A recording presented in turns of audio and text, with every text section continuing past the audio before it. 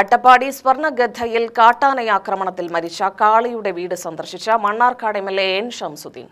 മരിച്ച കാളിയുടെ കുടുംബത്തിന് വനംവകുപ്പ് നൽകുന്ന അടിയന്തര ധനസഹായത്തിന്റെ ആദ്യ ഗഡുവായ 5 ലക്ഷം രൂപ എംഎൽഎ കൈമാറി. Attappadi range officer N Safeer എംഎൽഎക്കൊപ്പമുണ്ടായിരുന്നു.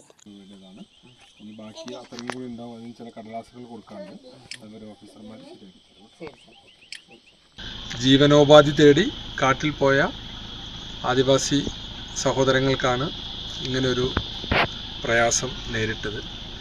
ഏതായിരുന്നാലും ഇത്തരം സംഗതികളിലൊക്കെ ഒരു താൽക്കാലിക ആശ്വാസം എന്നുള്ള നിലയിൽ ജീവന് പകരം ഒന്നുമാവില്ല, പക്ഷേ ഒരു താൽക്കാലിക ആശ്വാസം എന്ന നിലയിൽ ഗവൺമെൻറ് 5 ലക്ഷം രൂപ, 10 ലക്ഷമാണ് ആകെ കൊടുക്കുക, അതിൽ 5 ലക്ഷം രൂപ ആദ്യം തന്നെ കൊടുക്കും. അതിന്ന് ആ കുടുംബത്തിന് സർക്കാരിന് വേണ്ടി കൈമാറി.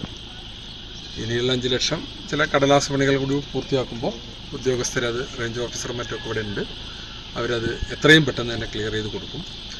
പിന്നെ അദ്ദേഹത്തിൻ്റെ വീട്ടിലെ ഒരു മകൻ സീസണൽ ഫയർ വാച്ചറായിട്ട് വർക്ക് ചെയ്യുന്നുണ്ട്. അവരുടെ ഒരു ആവശ്യം ഇതൊക്കെ ഒന്ന് സ്ഥിരപ്പെടുത്തി കൊടുക്കണം. ആദിവാസി ചെറുപ്പക്കാർക്ക് അവർക്ക് കാടിനെക്കുറിച്ച് നല്ല അറിവാണ്. അപ്പോൾ ഈ ഫോറസ്റ്റ് വാച്ചർ തസ്തികകളിലേക്കൊക്കെ നിയമനം ഉണ്ടാവണം എന്നുള്ളതാണ് അവരുടെ ഒരു ആവശ്യം. മരിച്ച കാളിയുടെ മകൻ നിലവിൽ താൽക്കാലിക ഫയർ വാച്ചറാണ്. അത് സ്ഥിരപ്പെടുത്താനുള്ള നടപടിയുണ്ടാകുമെന്ന് എൻ ഷംസുദ്ദീൻ എംഎൽഎ അറിയിച്ചു. ഏപ്രിൽ 27-നാണ് അട്ടപ്പാടിയിൽ കാട്ടാനയാക്രമണത്തിൽ പരിക്കേറ്റ് ആദിവാസി വയോധികൻ മരണമടഞ്ഞത്. ഉൾക്കാട്ടിൽ വിറക് ശേഖരിക്കുന്നതിനിടെയാണ് കാളിയെ കാട്ടാനയാക്രമിച്ചത്. നെഞ്ചിനും തലയ്ക്കുമേറ്റ ക്ഷതമാണ് മരണകാരണമായത്. കൊല്ലപ്പെട്ട കാളി ദീർഘകാലം വനംവകുപ്പിൽ താൽക്കാലിക ഫയർ വാച്ചറും വരയാട് കണക്കെടുപ്പിൽ വനമുദ്യോഗസ്ഥ സംഘത്തിന്റെ സഹായിയുമായിരുന്നു. UTV news, Palakkad.